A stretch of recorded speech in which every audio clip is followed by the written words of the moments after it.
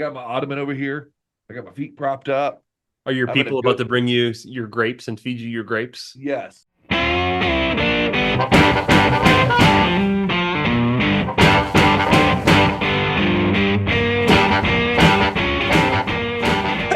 and welcome to Insurance Town.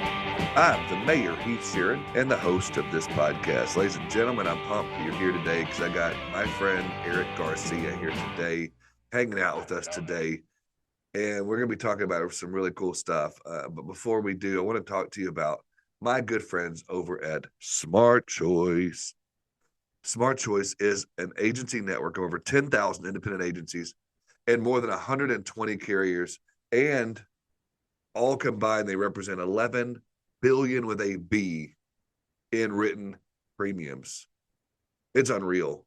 And that is the reason why they are the fastest growing agency network. And it's ridiculous. Their agency friendly contract puts agencies first. You can grow your business, increase your revenue, and be able to put your own clients first by partnering with Smart Choice. It is one of those things that if you just go to smartchoice.com, smartchoiceagents.com. I wish I could edit that out, but I don't have time today. So yeah, smartchoiceagents.com. And tell them the mayor sent you, and you're going to be so glad that you did. Also, my good friends at Canopy Connect, your one-click solution to getting all those deck pages you need to quote your prospects. And shout out to my man, Nick Berry, who just recently started working over there. He's a former two-time guest of the show, a marketing genius. Man, you partner that up with Tolga Tazel and with Casey and with the rest of the team over there, developers and software engineers and all the people over there. Canopy Connect is a game changer for your prospects, for your referral partners, for your customer journey. It's unreal. You have your link sent to your customers. They click the link. All of their deck pages are uploaded into your dashboard, and you've got everything you need, from driver's lists to VIN numbers to loss history to everything. Use Canopy.com. Now, let me get out of the way and let you get into the show with my main man, Erik Garcia. My man, Erik Garcia. What's going on, brother? What's up, Heath? Man, I'll have to say, I got to pull the curtain back a little bit. Uh-oh. You going to get vulnerable? You going to get personal with this? I probably am. I've never prayed before doing a podcast before. I'm kind of embarrassed about that. I probably should have before, but, it felt good, man. I almost cried a little bit, though. Did you almost cry? I did. You're my brother, man. Come on. It's okay. Crazy. We were able to come together and talk about, like, hey, let's do a podcast together. I was like, let's do that. And just pull the curtain. We didn't know where to go with this, so you were like, I'll go where you lead. And I was like, why don't we just go where God leads? And so we just prayed about it. That's pretty cool. Thanks for Heath is my Sherpa through Insurance Town, y'all. No, on a serious note, for those who, we could probably do a short walk down memory lane for those who didn't check it out before. Okay, there's a lot of stuff I want to get into, and we only have till tomorrow at 6 a.m. So yeah, I got to catch a flight, so I have about 20 hours. Right. So we got lots to cover in 20 hours. So hit me real quick though on or the audience. Who's Erik Garcia? When did we? I don't even know when we first met, dude. Like, I think we got plugged into some messenger group together, and that's when I first. That's true. Yeah. That is true. And then we've met at a couple of conferences. We did some scooting around in one city. I don't know where that was. What city were we in? That was in Indianapolis, man. That's what that was. In Indianapolis. Me, you, and Xavier. Dude, if we were going a quarter mile or 5 miles or even like 2 blocks, we were on the scooters. My Uber bill. I'm like, I didn't even ride Uber. Why is my Uber bill so high? It was all the scooters. Right, it's funny. All the insurance people are like, oh, it's so dangerous riding those scooters. I'm like, what? Like, yeah, it's really dangerous. I would never get on one of those scooters. I'm like, come on, man, live a little bit, right? Exactly. Come on. We were the scooter gang. Electric scooter. That was good. Man, that was a good time. Yeah. That was. All right. So tell me, who are you? Why? What's your story? What's your background? All the way back to Cuba and your Cuban. I'm just kidding. Well, my story doesn't. I don't go all the way back to Cuba. You don't, but your roots do. Like my dad likes to tell people, My my kids are what does he say? They're made in America with Cuban parts. That's what that's what my dad likes to say. Um, no, man, I'm a financial planner. I got my certified financial planning designation back in 2015. That's my main gig. But I also own an independent agency. So I was kind of born into the insurance business. My dad was captive. I'll give you the short story. My dad was captive. I went to college. You know, kind of figured I'd go into the insurance business, but in school, I fell in love with the investment side of the business. I met a professor who let me sit in. This dude was like a business owner in New Orleans, and he let me sit in during office hours to watch him trade one of his investment accounts. So I'm like a 19, 20-year old, and Yeah, dude, that's this dude cool. is a this dude's like a multi-millionaire, and he's trading one of his investment accounts, and he's telling me all the metrics he's looking at. I'm like, oh, this is kind of cool. I think I want to go into in the investment space. And I ultimately ended up going to work for the same captive that my dad worked for because they had an investment arm. So what that did was it kept me connected to his business, allowed me to work with his clients. But I had, I was multiple line agent. I did auto, home, life, Yeah. uh, health. I was 21. I could do everything, right? I couldn't understand Oh why yeah. people niched. I couldn't understand why people just did one line because, all right, I could do it all. Um, in 2004, my dad actually and I combined, and I just did the life insurance, and I was doing a lot of variable universal life at the time. So just so happened that my brother wanted to move back to New Orleans. I said, let's start an independent insurance agency. I'll go get the contracts. I'll do the business side of it. You do the day to day, writing the business. We took who's my current business partner today, Giovanni. I think you met Giovanni before. Giovanni came over. He was selling life insurance for us on the other side of the business. So he came over. So him and my brother started writing a crap ton of business, and we realized about a year and a half into it that working an independent agency is very different than working in a captive.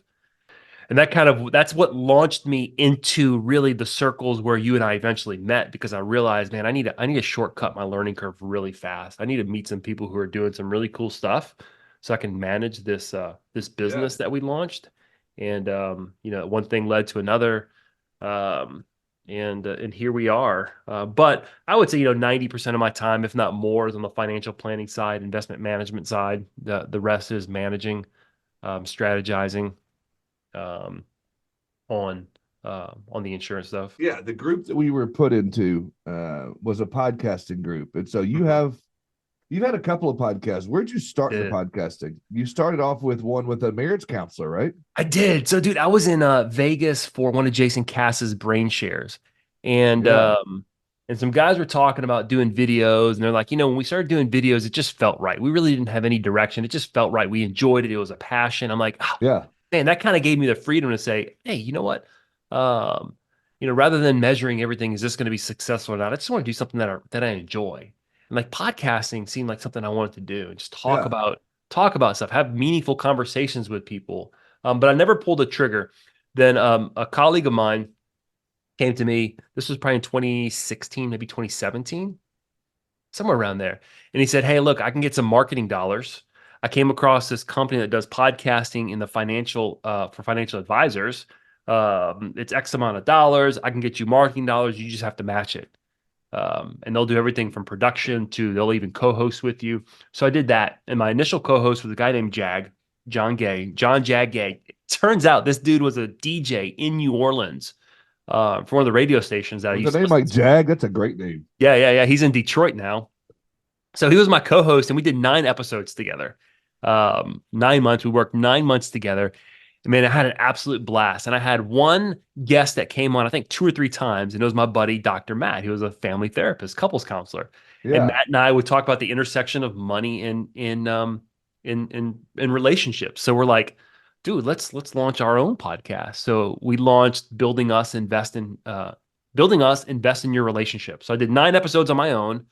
Then Matt and I did 65 episodes and it was kind of a COVID project. It kind of just happened to coincide with Yeah. COVID when Matt and I did our thing. And yeah, I might have launched the first one in 2019 or 2018, somewhere around there. But Matt and I did 65 episodes. We kind of closed off that show because I wanted to do more stuff specifically financial. So then I launched the stuff about money podcast. Yeah. That's the one I'm doing right now with Xavier. my business partner on the financial side. But ironically enough, one of our standing guests is Dr. Matt, and one of our more popular episodes was was an episode that Matt and I did on relationships on the Stuff About Money podcast. And he's just a really thoughtful, interesting conversationalist kind of guy, right? And it helps that he's a professor at a local university in the counseling department. So whenever he's on an episode, I mean, he's got an extensive network of students that he has taught in the past that still kind of follow him and That's awesome. and Yeah, seek that him out. helps. So I think you should hear this. But have you ever seen the show The Chosen? I you have. watched that I one? haven't seen. I've seen like season 1 and half of season 2. But I think they're out in season 4 now, right? Season 4 is in the theaters right now. I'm Yeah. going to go see it soon. Stacy and I are waiting. I think February or Valentine's Day, actually, we may go see it. But anyway, so I was watching Jonathan Rumi is the guy who plays or Romy, I think is his name. Rumi, something like he plays Jesus on that show. And there's a show on Netflix or on Amazon Prime that's called Jonathan and Jesus. Okay. And it walks through and this dude okay, so you could say he's a successful actor now. You know, he's playing Jesus in a major production. And they were showing just like how hard could that be, right? Right.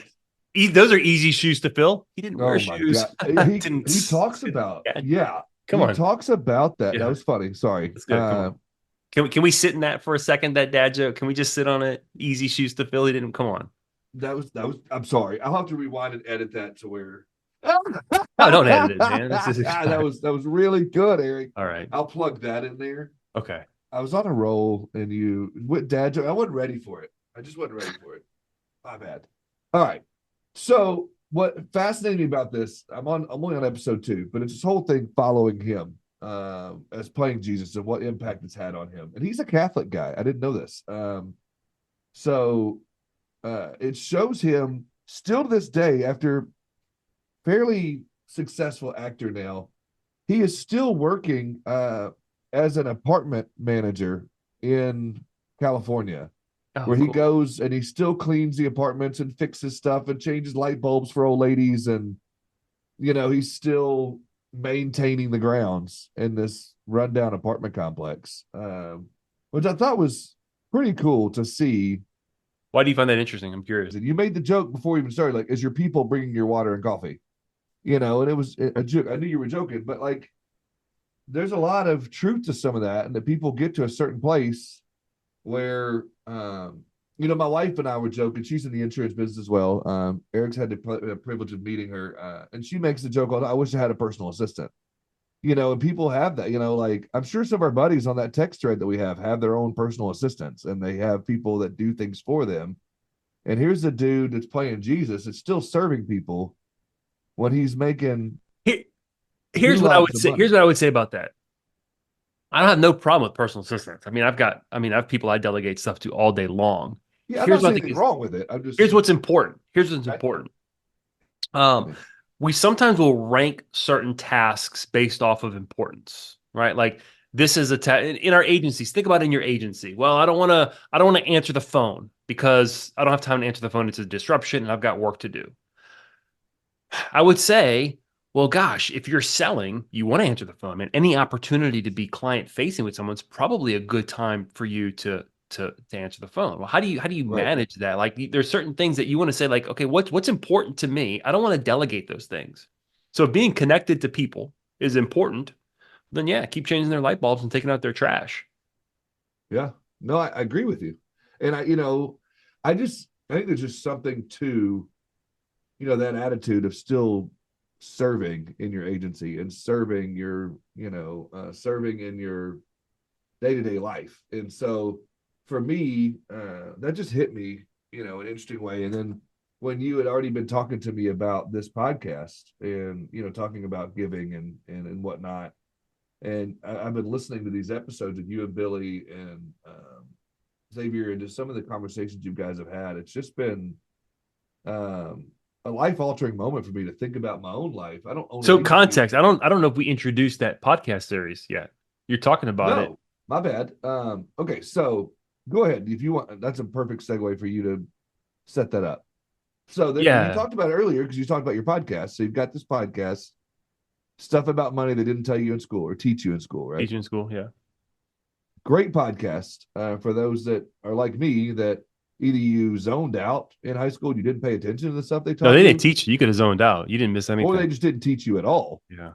And so, Yeah. real quick, give me kind of a high level, like what's some of the topics you've discussed on there before we lead up to the last 8 or 10 that's coming out? Yeah. So we kind of hit a broad range of topics. When I first started, I'm like, hey, let's teach people about like Roth IRAs and Yeah, just like the components. And I'm like, that's kind of boring, dude. You can get that stuff online. I can find that. That data is a dime a dozen. What I right. found was the important things about money is how we relate to it, how we think about it, our mindset about money. So a lot of the episodes, even though sometimes we will talk about some technical stuff, I'm always coming back to the value, the philosophy of money. How do we think about money? Yeah, How do we think about spending? Why is it important to budget? Why is it important to manage your cash flow? This morning we actually just recorded an episode on estate planning. How boring is that, right? Estate planning. We talked with an attorney, a good friend of mine, but we talked about why is it important? Kind of let's connect the tool, the technical part with why it's important, because when your motivation is right, we often talk about the why, right? When you understand your why, when you understand your purpose, when you understand your motivation, it's a whole lot easier to make the decisions that will set you up for financial success. When I understand why it's important for me to invest for my retirement or save for my retirement, the tool, the mechanism that I use, yeah, it's important, but it is far less important for me to know the vehicle that I'm going to use before I understand why it's even important for me to do it. So that's kind of what we talk about. A lot of my conversations will, and that's kind of my mo. That's what gets me juiced up, talking to people about why money's important. Helping people make decisions that are good decisions that align with their values. Like you tell me over here, it's really important for you to spend time with your family, right? So that's why you own your own agency. Awesome. You own your own agency, but you're spending 13 hours a day running your agency. And you've told me your family's important to you. How does that doesn't jive? Like maybe there's a season, but like we got to figure that out. What are we doing with our money? What are we doing with our cash flow that we can flip that script to where you're putting in normal hours or you're in a position to make work optional. I talk about that often with my clients. Let's make work optional or part of work optional so that what's really important to you, you can fund it. If it's spending time with your kids, if it's coaching, right? I had the fortune of being able to take time off, this past season and go coach my daughter's basketball team. Man, what a great position to be in to say I can leave my office at 2:30 yeah, and go coach 2 days a week and then go coach games and miss parts of work because I've made decisions to set myself up to be able to do that because that's what's yeah. important to me. No, that's huge. So And so, that's kind of the stuff we talk about. so then you were led into this conversation that you've had over the last. I've listened to 3 or 4, and you said you've got 10 coming out about Get 10. giving. Yeah, we have 10. Yeah. So how did you come up? Okay, so first you start talking about stuff that he didn't teach you about money, and you're Mhm. talking, I guess, from a standpoint of saving it and making the best use of it. Now you're talking about giving it away, and you're Yeah. talking about Yeah. giving. So tell me a little So bit when about. I was collaborating with the couples counselor, we Yeah, presented at a counselors association meeting, and this is what he told me. He goes, Eric, counselors, we're in a position to give counsel to people, right? They come to us when they have problems, and yeah, couples, oftentimes money is a source of problem. But counselors are very ill-equipped to talk about money. We're really uncomfortable with it. They don't teach it to us in school. So let's go present to these counselors about money. And what we'll do is you can talk about maybe the money side of it, and I'll talk about how it manifests itself in the clinical setting. Right. So I'm like, okay, what am I going to talk about? So what I did was I came up at the time, my 4 pillars of financial security. Know where your money is and where it's going, right? You got to understand your spending habits. If you have 401ks, investments, insurance is money, you got to know where it is. You got to understand what it is, right? Once you know where your money's going, you're spending, and you know where it is, then we want to plan where we want it to go. Super intentional, right? Budgeting. I talk a lot about budgeting, but I like to think about cash flow management. Where am I spending my money? I want to spend it in the right spots, right? So know where your money's going, where it is and where it's going, plan where you want your money to go. Then number 3 was save for tomorrow, right? I didn't say save for retirement because oftentimes the financial advising space, we just focus too much on retirement planning. Yeah, that's important, but saving for tomorrow means, do I have a funded emergency, a well-funded emergency fund? Am I putting money away for retirement? And then do I have other money that I can access that's investing for me? I call it my work optional account, but we can talk about that later if you want. And then finally, the third thing was squash debt, right? The fourth thing was save for tomorrow. Okay. And the idea was I wanted to come up with these pillars that were applicable to anybody. Didn't matter where you were on the wealth spectrum. Doesn't matter your culture, your ethnicity, your socioeconomic position. Man, these are things that really rich people and really poor people need to be aware of. All the same. And then I got to thinking that, you know what? Everybody I know who has financial success has a giving spirit. They always give back. So I added my 5th pillar called give to others. Right. So then I started incorporating that in the conversations I was having with people, that you want to give to others. That's part of being successful. I've recently expanded it to 6. I took the first one and split it into 2. Know where your money's going, know where your money's at, plan where you want it to go. So I may talk about 5 or 6 just because my list is not expanding per se, but it's just getting more clear. But every year, in all my podcast episodes, I said, hey, it's the end of the year. Everyone's thinking about giving. Let me do an episode on giving. This year, I was like, man, you know what? Giving shouldn't be something that we just do at the end of the year. It shouldn't be something that we just do at Christmas time or Hanukkah time or the end of the year to get our year-end giving, to get our tax deductions in. People who give all the time. And it's a value. It's like being kind to someone. You're not just going to be kind at one part of the year, right? You're going to be kind always. It's kind of your ethos. It's kind of part of your DNA. So I was like, man, I don't want to just talk about giving in December. So then I was like, insurance agents, man, I've met some people in the insurance space with big hearts. So I got curious. I'm curious to see what these people are doing on a regular basis. So I just put a post out there and I said, hey, are you doing something really cool in the giving charitable space? I'd love to hear about it. I want to do a project. I'd love to collaborate with some people. And someone pointed me in Billy Wagner's direction. And I reached out to Billy and we hopped on a call. And Billy was doing some pretty cool stuff. And I invited Billy. I said, look, I want to have thoughtful, meaningful conversations with people in our space that are doing really cool things with their agencies, with their families. Would you co-host it with me? And he was all over. He's like, yeah, let's do it. Yeah. So we had a list of people that we knew personally, people that were recommended to us, that we heard about some of the things that they're doing, pretty diverse group of people.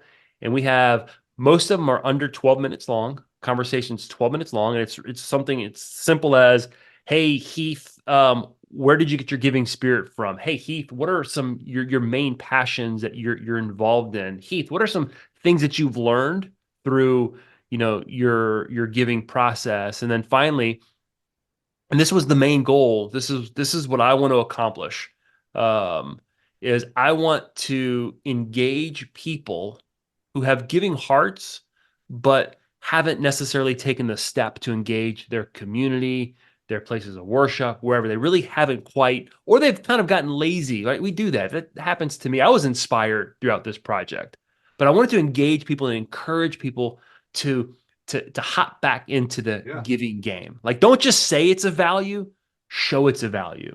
And that's what we did, man. It was fantastic. It was, man. The parts I've listened to, and I can't wait to finish out listening to the next ones coming out and the ones I've missed. But so I'm a Christian. That's my background. That kind of drives the way I carry myself, right? To me, Jesus was one of the greatest philosophers of all time. But it's not something that I rarely will ever lead with it in business, because my value as a financial planner, my job is not to give you advice based off of my value, but off of your value. So it's really important for me to understand your perspective and where you come from. I've got clients that are Christians, that are Muslims, that are Jewish, that would be more agnostic. But what I've found is that giving is a thread that typically runs across humankind. So no, I don't change. I don't talk about tithing with my clients unless it's important to you. And if you want to jump into it, the tithe is actually only mentioned 3 times in the New Testament. And twice it's referring to the Old Testament, and the other time it's referred to the Pharisees who are, Jesus says, look at them, they give their tithe, but look at their hearts, they're jacked up, Right. right? So like the amount you give, sure, I don't think we tithe. Sure, organizations need our money so they can function, right? If there's an organization that's doing good work, they need dollars to operate. I get it, but oftentimes the tithe for the Christian is more about your own heart and your own, what are you putting your faith in and your security in? Are you putting it in dollars, or are you putting it in God, right? And my dad always said, if you want to know someone's heart, look at what they do with their money. Right? 100%. If I give money, here's what happens. If you make a conscious decision to give $1, okay, forget your faith background. If I make a conscious decision to give $1 or $100 or $1,000 to somebody else or something else, I am making a conscious decision to not spend that $1,000 on what I want. Yeah. And we're in a very me-centered culture. Like, what do 100%. I want? Like, do you? What makes you happy? Right. Yeah. So giving, I think giving for the Christian is less about, again, you have to support organizations need money, Yeah. but the real benefit is me saying, you know what, this money that I'm giving, I'm willing to sacrifice for the need of someone else, because it kind of reorients our heart to what is most important. So controversially speaking, let me ask you this. Mhm. It's my show. I can do what I want. But do you find that, I guess where I'm trying to go with this is the motivation of people's giving? Is it because, biblically speaking, you're going to get that in return or whatever it might be? Or, if you're not religious or not Christian and you get tax return back from that, is that a motivating factor for people that you talk to? Or is it truly what you found across the board? It's a charitable giving like heart. People love to Yeah. give because it feels good. Or if you don't feel like you want to answer that because you want to be Switzerland, I get that. No. Okay. So I'll tell you, and this is anecdotally speaking. Let's talk about the series that we just recorded. The taxes did not come up once, I don't think. Maybe Okay. maybe in passing. Okay. Right. None of these people were giving because they were going to get a tax deduction. They were giving out of the goodness of their heart. And here's the reality. Awesome. Most people listening, probably you're not even getting a tax deduction for your giving anymore, right? Because the standard deduction is so high. If you're filing jointly, like I think what's like $23,000 or $24,000. So if you're Schedule A, your real estate taxes, your interest, mortgage interest, and giving is not over that $24,000-$25,000 number. You're not itemizing. You're not getting a deduction. So like, to give purely off of tax reasons is I would say a poor initial reason to give. Now, if you're mega high net worth, I mean, there's some shrewdness and some prudent to give from a tax standpoint. And there's different tools and vehicles that we can use. And yes, we can lump giving together in a single year, so you can take advantage of deducting it. There is some wisdom in some of that, but what I always tell people is, if you give everything this year and you don't give next year, you got to think, and I love encouraging people to give to local organizations that you can see the money at work. And if you're lumping everything together because you want a tax deduction, think about the impact that has on the budget of that nonprofit. So I never want to see anyone make a money decision purely off of taxes, right? That kind of defeats the entire purpose of, like, I'm going to support this nonprofit. And if there's anything you know about nonprofits, if you've ever sat on the board of a nonprofit or ever gone to any fundraising event, steady, regular giving is so important to them, so they can plan their budget, so they can pay their people, so they can fund their programs. Oh yeah. So the people that we talked to, these are just people, and most of them they got their giving spirit because they observed it in somebody else. I would watch my dad. I would watch people at my place of faith, right? And it just became this ethos, this DNA. That's just how you act around people. You just give of yourself. You serve them. You share with them. Right. And that was interesting to me. So yeah, the motivation is typically internally placed. It's coming from the inside. Right. Yeah, some people give to show, right? They want people to see, and we had a couple people who declined to participate in this project because they wanted to be private about their giving, which I 100% Yeah. respect. And Yeah. the point of this wasn't to be like all showy. Hey, look what Vonda Copeland was on. Vonda, participates in foster care. Beautiful story. Oh my gosh, she Uh, cries every time she talks about it. But and just like things like that, like yeah, the time Margaret Rutherford was on, and she talked about going to a school and reading to a kid for 30 minutes or letting a kid read to you. She also coached the special needs swim team. And yeah. the stories will make you cry. So yeah, people's motivation is typically, I saw someone else do it. This is what was instilled in me, and I'm doing it. This is why, if you're listening and you have kids, you need to be the person that you want them to be because they are watching you. Yeah. You can use your words all day long to train your kid, to teach your kid, but they are watching you 100%. like a hawk. This is why I tell people, this doesn't get me into trouble, but as a financial advisor, it's not like the sexiest thing to talk about. Is a lot of my clients have money, they have means, especially in the insurance space. Man, people are cash flowing a lot of money, right? We can. Yeah. Most of us can do anything that we want at least once. Yeah. Okay, like if you think about it, right? Think about the people you interact with. I can walk into Costco and I can buy the $3,000 TV if I want once. I can't do it every time, right? I can go buy the $150,000 car once if I wanted to. I could cash it. I could buy $1 million house if I want. I could do all that once. I'm not saying don't do it, okay?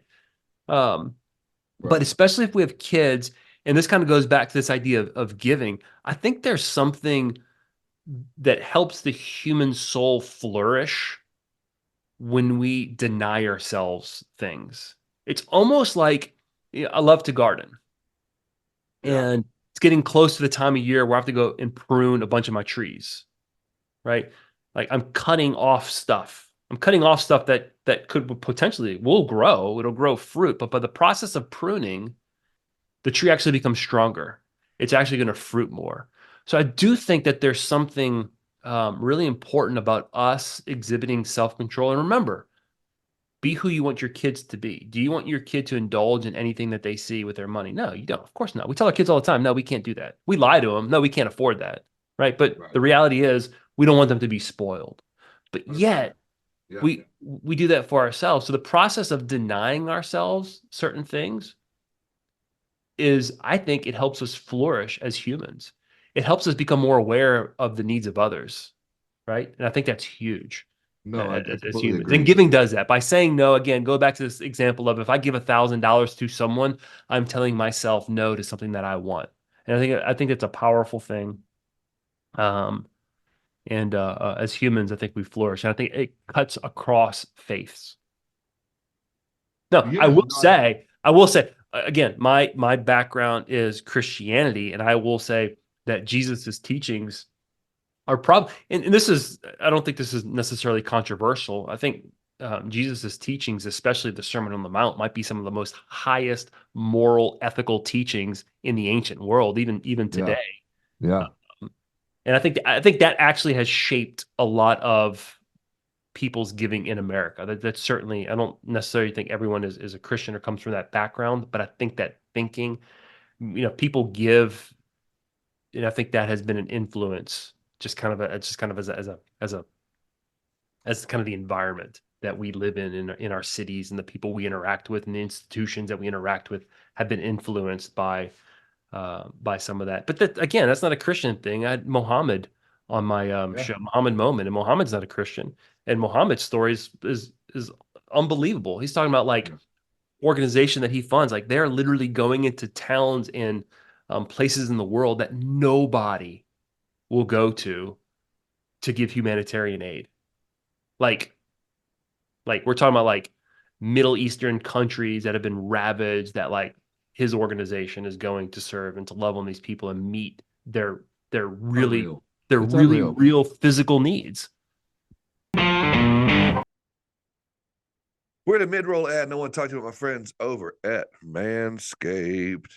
I love working with Manscaped. They are such a phenomenal partner for me. And that's someone texting me right now wanting to order some product probably. But, I love having a beard, but sometimes it gets unruly, and I got to get in there and take care of that with the Beard Hedger Pro, or I'm on the go. And as you know, I travel a lot. I could throw the handyman in the bag. It's a nice travel size situation there and works so well on the go. Go to manscaped.com, scroll to the bottom, /mayor, and get your 20% off plus free shipping. Also, don't forget about my good friends over at Old School Marketing. It's OLDE School Marketing.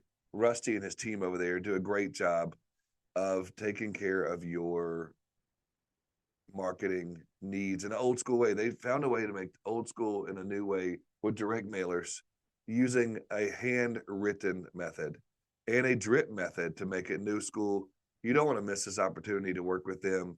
You've got to go check it out at oldeschoolmarketing.com and talk to somebody on their team and figure it out. Imagine getting that envelope. I was looking at the mail this morning before I came here because I forgot to check it yesterday. And I saw a handwritten envelope and I was like, holy smokes. It was a card for my wife's birthday, but at the same time, it's exciting when you see that. So imagine your prospects getting that, opening that up, and they see it's a message from you. Check that out, oldschoolmarketing.com. Now let's get back to the show. It's fascinating to see whether it's, giving just for the sake of giving, or giving when you're getting a product back and the proceeds go, or if it's giving your time. And so I guess the ones that, because one of the things when I consult with agencies, I talk to them about getting involved in the community and giving of their time and doing that kind of thing. And what I'm doing when I talk about that is twofold. One, it helps you to be seen in the community. It's kind of a marketing effort. And, oh, look at the Garcia agency, whatever it might be. They're boots on the ground. They're really helping out in the community and are involved. But on the flip side of that, it is going back to what you're saying. It is giving of your time, and it is something to make yourself feel better. And, the second part of that, I hear a lot of people saying that, the younger generation, when they're looking at jobs, they're looking at things. It's not necessarily a financial situation. A lot of times they're looking for, a job that will allow them to be involved in their community, or go save the puppies, or hug the trees, or give to this organization, or give to that one. I think that's super fascinating. And I wonder if you see much of that in your financial, planning and in your career in this role. Do you see that? Is that your truth to that? Yeah, I think there's definitely some truth. And I think studies would probably support that. I can't quote any, but I will say this. I think kind of like you and I are kind of at we're kind of we're like an in-between generation. Yeah. Right. When I look at the people, when I look at the people older than me, they'll say stuff about younger people like that dude just needs to get a job. He just needs to work. Like, I don't know why he's left that job. And then when you talk to the younger people, they're like, yeah, but I don't support what that company stands for. Yeah. I don't, whatever it might be. So I do think that there's a more of a, let's say, values oriented approach to millennials and younger, to where they're going to spend dollars probably as a group, spend their time as a group with organizations or businesses or corporations that are a little bit more aligned with their values. They might be a little bit more political in that sense, where the generation above us might not be as much. But yeah, I do think that there's some truth to that. And I think that's why when agencies, when you're designing your compensation package, not everyone's driven by more money. I mean, some people are, but some people might be driven because the stuff you're involved in the community. They might be even forget the community for a second, because I think sometimes we overlook our own agencies. Like, as agency owners, what are we doing with our staff that me as an agency owner, what am I doing to pour into my staff? What am I doing giving of myself to them or of company revenue or something? Time. I have this thing where it's really hard for me as an owner to rob my staff of owner-like privileges. If I can get up and leave whenever I want to and not miss a game for my kid, like I feel really bad and really guilty. And our staff has like, man, if you have anything planned, especially with family, like, no, we're never going to say no. I'm never going to tell you no. Just give us a heads up, right? To me, that's part of giving, right? Because if you have a staff person that you're paying and they're not in, you're giving. I mean, let's be honest, like it costs money. But I would say as owners, yes, community is important and we need to be conscious of the community. But man, if I can pour into my staff and my staff is pouring into our clients and our clients are pouring into our community, it's far more effective than me just, ignoring my staff and going into the community. But again, I think it's an ethos. It's like a culture. It's a way you carry yourself. Like we have one of our core values is consider others more valuable than yourself. Now, people hear that sometimes they're like, yeah, well, I'm not going to devalue myself. I said, no, we're not devalue. I'm not devalue. If I think highly of myself, and I have high self-esteem, I'm a very confident individual. Yeah. Not arrogant, but I'm confident. That means when I'm dealing with Heath, like if I'm confident and I think of myself here, man, how much higher do I have to treat Heath? That's fantastic. Yeah, no, you're right. So, all right. So my question is putting on agency owner hat again. And I find this to be a fun conversation because on the one hand, you have the teachings and people talking about, implementing technology, implementing processes and procedures, especially Billy Wagner with his process, procedure, technology. You mentioned his name and you listen to these podcasters and influencers and you talk about trying to save keystrokes and save time and save money and bottom line and this, that, and the other. And the flip side of that, we're talking right now about giving away, and like you're talking about your staff, like if you need to go to a ball game, go. If you need to do this, go. I mean, on the one hand, as I'm saying this out loud, they can go together hand in hand, on the other hand, it's kind of contradictory to say we need to make sure that we're implementing processes, procedures, technology, this, that, and the other to make sure that we save our bottom line, that we save our time, we save this and that. And then on the other hand, we're saying, let's give it all away. So, I mean, when you got agency owners listening to this right now, and they might be questioning, no matter what their motivations are, they just want to be a successful business owner. Yeah. How do you answer that? I love it. All right. I'm going to ask you a question. Okay. I'm going to answer your question. All right. What is the most inefficient thing that we do as agency owners? Network. I was going to say networking, but yes. Networking. Relationships are one of the most inefficient things that you can do, right? Because think about it. Yeah. Our relationship was really, I mean, we it's been building over some time, but then we go to Indianapolis and it's like trash, it's like throwaway time where our relationship really grew. Yeah. How do you put that into a process? It's the same thing with our businesses. 100%. We build relationships. Yes, offering good service is relationship building. It's a brick in the relationship with your client. But if you think offering good service is the equivalent of having a good relationship with a client, you're totally misled because that client expects to be communicated to. They expect you to follow up with them. They expect certain things. Like you will never, ever, ever build, again, you'll maintain a relationship by doing good service. So what I say is, man, if there's something that I can turn into a process, let me turn it into a process. If I can become more efficient doing a particular task, let me become more efficient because I cannot become more efficient in building relationships. I need to free my time up to be able to be inefficient to build relationships because at the end of the day, that's where you start to really build wealth. So the goal for me isn't just to introduce more technology so that you can fill your entire day with more technology. Yeah. Right? So like I want to use technology to make my team as efficient as possible with the tasks that we can make efficient so that they can be on the phone, answering phones, talking to people, having the conversations, going to networking events, whatever it may be, going to conferences to, ride scooters with Heath, right?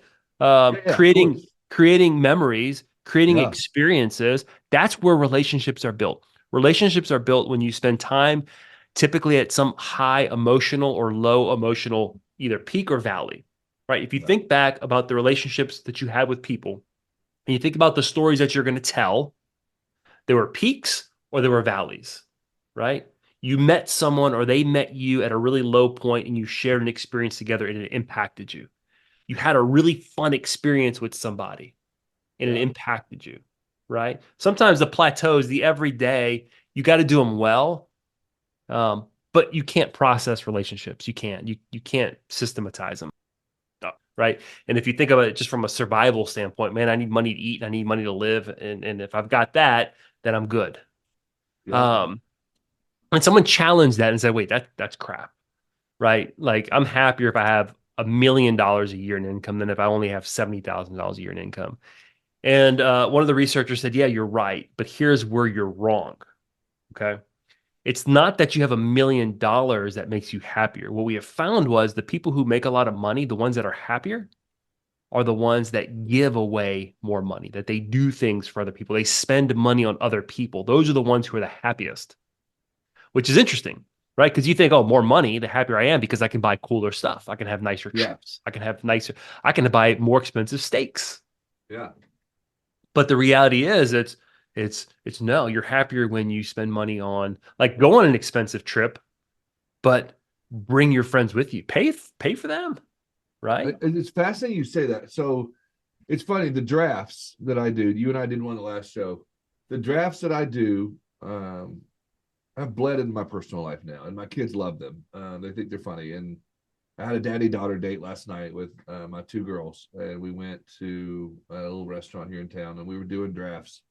And the first draft that we came up with, when I was talking to them about, if you had $1 million, what would you do with it?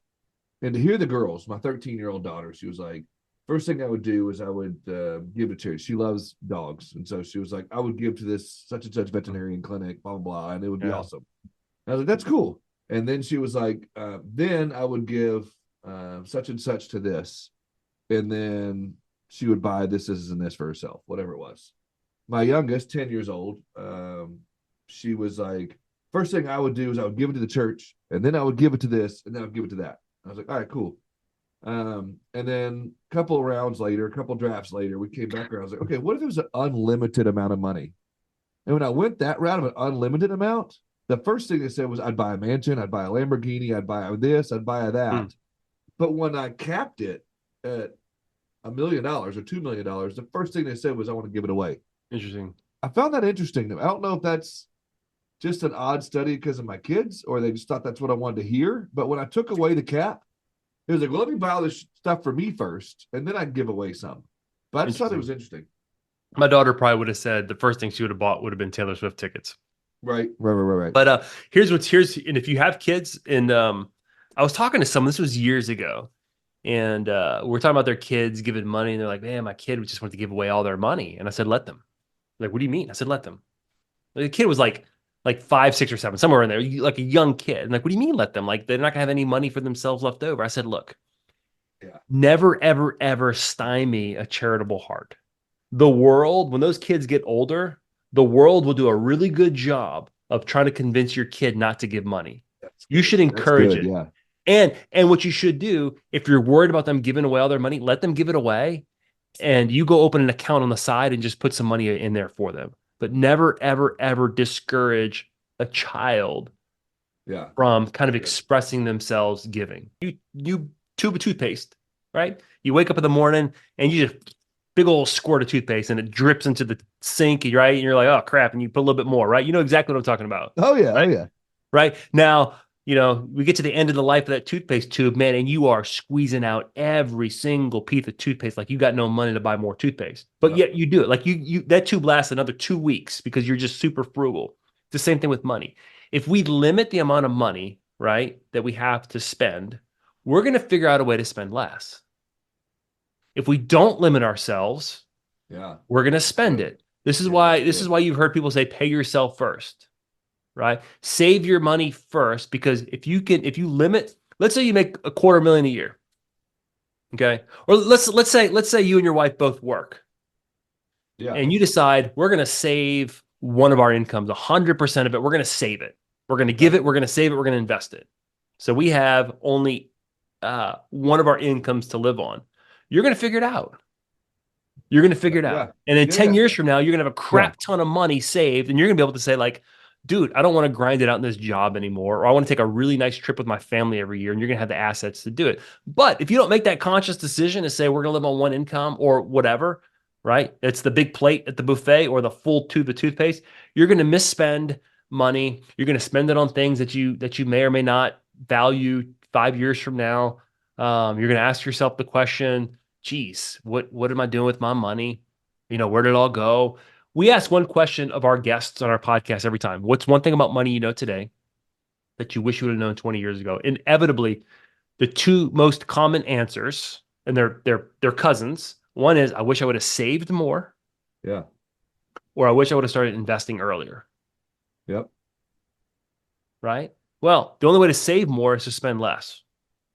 The only way to spend less is to deny yourself things that you otherwise can afford, which sounds so like draconian. Like, why would I tell myself no if I can afford this? Well, because 20 years from now, you're going to wake up wishing that you would have.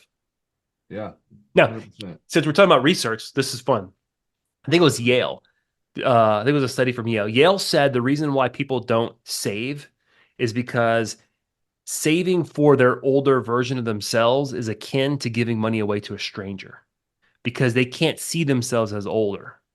Oh, right? wow. So the way to get people, and Merrill Lynch, I think it was Merrill Lynch, they came out with a tool that would age you. Like it was like, this was a few years ago, like aging technology. So you could see old Heath, you could relate to old Heath, and it would inspire you to start saving more money for old Heath. I'm gonna tell you right now. So we're in February. My wife's birthday is on Valentine's Day, which is coming up real soon. So I got double whammy there. And so, typical month, typical days, I'll stop by, coffee shop, or I'll go grab a beer with a buddy after work, or I'll go do this, or have lunch with a buddy, or go have coffee, or do whatever. Every time, February comes around, like this time of year, I'm like, man, I need to not do this, or this, because I got to get my wife not only Valentine's present, but also birthday present. And I need to make sure I save enough to take her out for a nice dinner and be romantic, get flowers, do the whole thing. So my mindset changes in February. Same thing in December when it comes to Christmas or, such and such. But really right now, I really start thinking about it. I drove by this coffee shop that I go to a lot. Man, I could pull in there, get me a good cup of coffee, some chicory. I don't know if you do chicory or not, but good stuff. And I was like, The New Orleans thing. I'm not a huge fan, but whatever. This one place has anyway, do a good job. I was like, man, I can go in there and get me a cup of coffee. I was like, man, that's $8. That I don't necessarily need. Little things like that. Or a buddy of mine calls, hey, let's meet at Waffle House for lunch today. And I was like, yeah, I could. But I could also save that $15, whatever that would have, and you start thinking like that. If you're listening to this, you can start correlating that to your agency or start correlating to your future self that Erik's talking about. That little example of Heath's wife's double whammy birthday, Valentine's Day. It was the same thing with your agency. One day I want to be able to do this, and this. Here's how it manifests itself in the agency. Here's how it manifests itself in the agency. I'm working at my agency. I'm young. I'm making money. I'm not really thinking about 10, 15, 20 years from now when I potentially might want to sell. Okay. We see it all the time. You get 15, 20 years.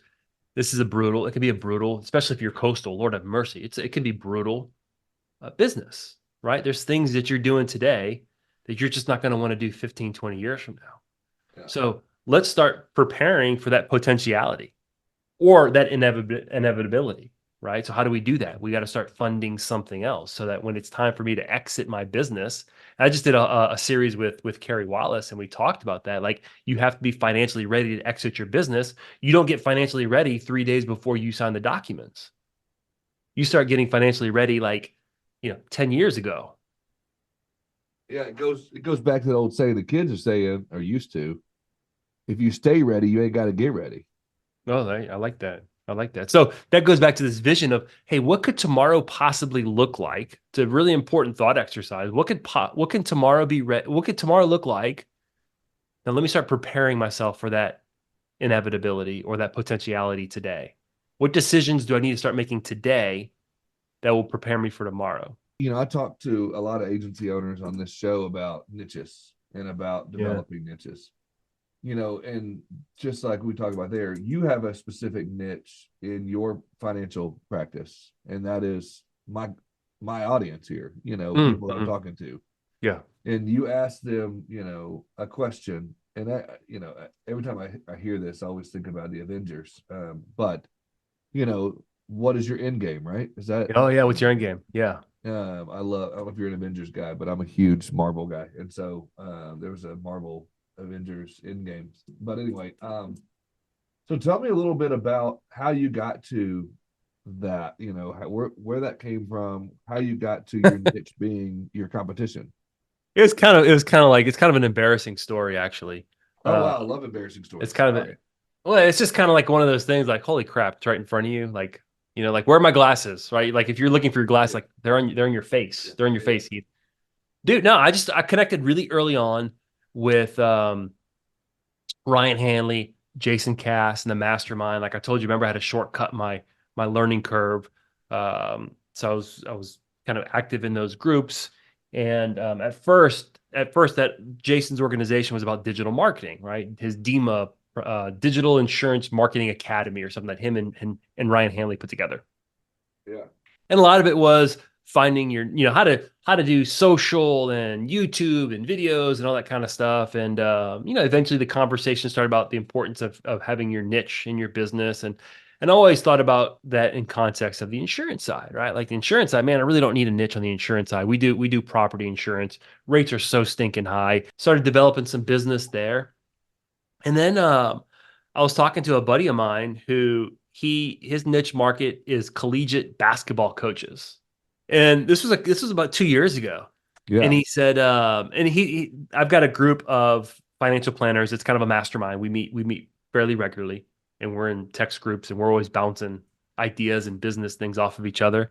And he told me, we were talking about marketing and niche marketing and clientele. And he said, Erik, you'd be really stupid if you didn't niche market with insurance agency owners. And I'm like, holy crap, it's right there. Yeah. Like it's me. I get it. I understand the challenges, the obstacles. I go to your conferences. Right. Like, yeah, I can solve your problems. So light bulb moment hits you, and then how did you come up with what's your end game? Like, was that just something you heard yourself repetitively asking the question of, or like, is that something that just hit you, or was it a God thing, or was it all the above thing? We've done a lot of I cut my teeth earlier in my career on business planning and succession planning and buy sell planning, like getting out and exiting businesses and like that. Well, what's your end game, right? Like, hey Heath, what do you want to do? You're eventually you're gonna leave your business. They're gonna drag you out. You're gonna walk out voluntarily. And I'm like, oh, agent end game. There we go. What's your end game? That's it. So that's where that came from. That's where it came from. That's right.